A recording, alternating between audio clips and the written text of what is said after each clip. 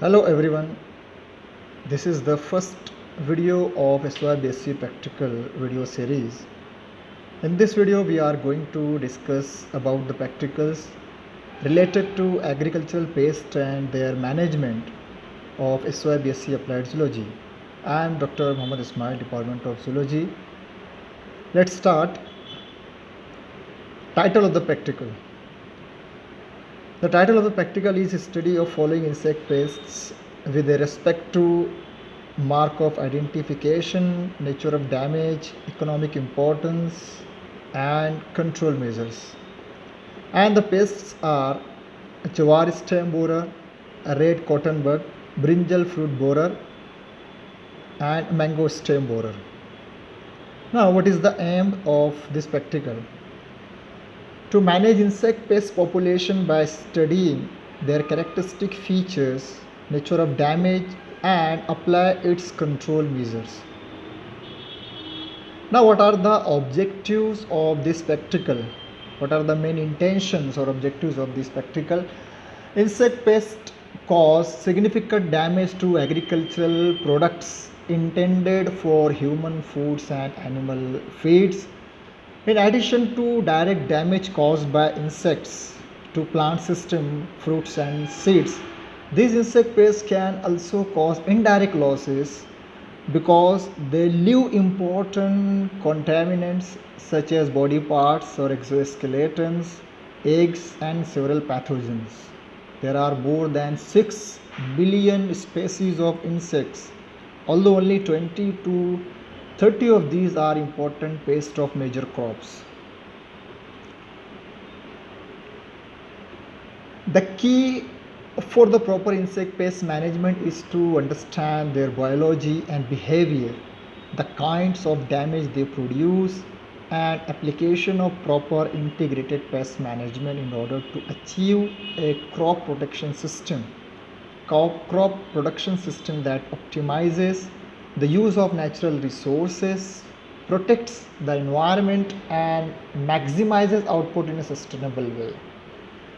The main objective is prevention, keeping a pest population from becoming a problem, suppression, reducing pest number or damage to an acceptable level, and eradication, destroying an entire pest population.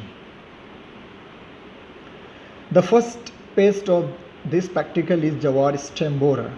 The scientific name of Jawar stem borer is Caelopartellus. Caelopartellus is an important pest of cultivated cereals, especially maize, sorghum, and pearl millets. It has also been recorded from rice. Adults emerges from pupae in the late afternoon or early evening and are active at night.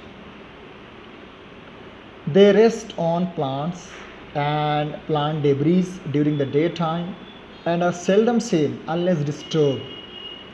Females release a pheromone to attract males and mate soon after emergence.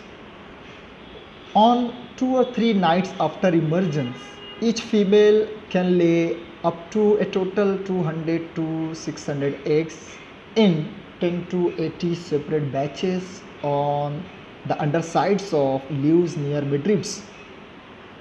Larvae initially feed on the leaf whorls. Subsequent larval instar tunnel into stem. The life cycle is completed in 25 to 50 days when climate and growing conditions are favorable. 5 or more successive generations may develop in areas with suitable climates such as southern India. Now, how we can identify Jawar stem borer means the mark of identification. Moth, basic means adult moth, can be identified. It is medium sized moth, straw colored, yellowish gray forewings. The hind wings are whitish in color. Caterpillars, how we can identify the caterpillars or larvae of the Jawar stem borer? They are dirty white in color, brown head, many dark spots on the body, 12 to 20 mm in length. Now look at this figure. This is the adult moth and this one is the larvae. Now, nature of damage.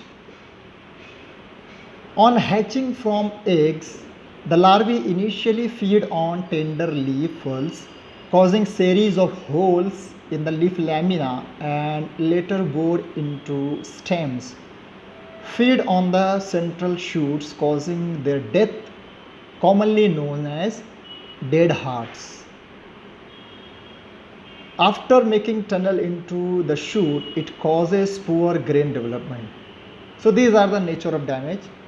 So after hatching from the egg, larvae initially feed on the tender leaf and making holes in the leaf lamina, and later they bore into stem and feed basically on central shoot, which is commonly known as dead hearts. Now, what are the economic importance of jawar stem borer? It is one of the major pest of jawar and has a wide distribution, which is found in almost every part of the world. The infestation is noticed till harvest, and the grown up plants, when damaged, lose their vigor and make the weak shoots and leaves. Means after heavy infestation, the plant become very weak and its shoots and leaves are also very weak one. The infestation is more pronounced on rabi and hot weather crops. Now, what are the control measures of jawar stem borer? These are the different control measures. Now, how we can prevent the jawar stem borer? The first point is collection and destruction of stubbles after the harvest of crop to kill hibernating larvae.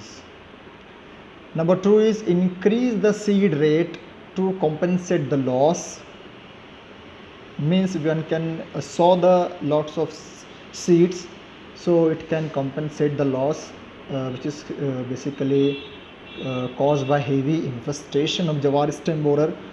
The third one is follow proper crop rotation. It is very essential by which we can or one can prevent the attack of jawar stem borer.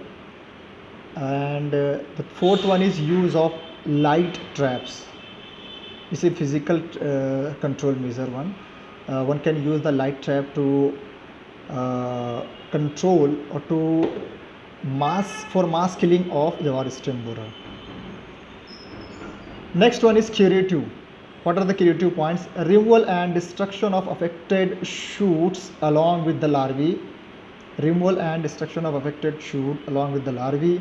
One can destroy these things, and spraying with 0.05% endosulfan or 0.2% carbaryl or well application of endosulfan 4G at 10 kg per hectare when 10% plants are infected one. So these are the calculation or these are the insecticide by which one can control the jawar stem borer by chemical means. So this is the first practical or first insect pest jawar stem borer. Thank you for watching. Thank you so much.